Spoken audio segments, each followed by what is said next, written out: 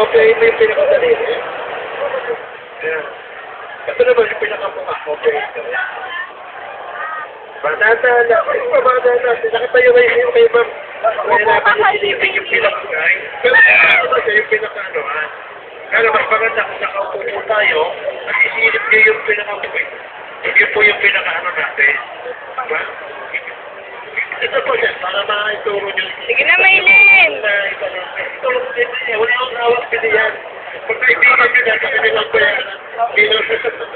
Manahon tayo na, kapag ginawa ka, babayaran ko. Yung ganito yung position ng pantograph, kinokopya nyo bata, pag ulit kayo, lalabas na rito, matanda na.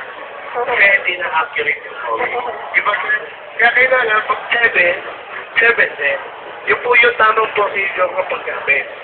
Diba? Ganun kabilis. Ito, makita ko po sa mga late cameras ko, huwag kayong mahiya. Kasi minsan, nagpapadrawing tayo sa mga mahuhusay na mag-drawing, may drawing po yan, kaya lang nagbabayad tayo ng mahal. Diba?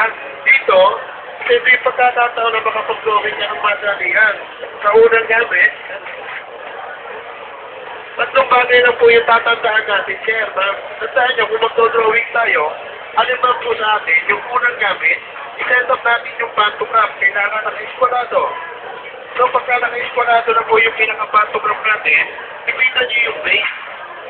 Ito pa, kung wala kayong clips, yan, pwede nyo gamitan ng masking tape, basta mahalaga yung base, naka-fix. Then, yung pangalawang gamit, hawakan nyo sa tape, dito tayo nakatingin sa line. Yung ginagawa ng guide, halimbawa, ito po yan, idodrawing yung pinakamukha ng bata. So, yung makokopya natin, yung takbo rin ang pinakamukha ng bata niya. Sige, kopya ng guide. Sige rin kopya ng pinakanapis. O, yun ang magagawa ninyo. Di ba napakabilis? Ang maganda, kahit yung mga project sa school, anga, letra, hayop, yung dalawa ng tao, plano, design, isometric drawing, orthographic. Maliban dito sa mga laki, 150 po siya. Dito naman sa maliit,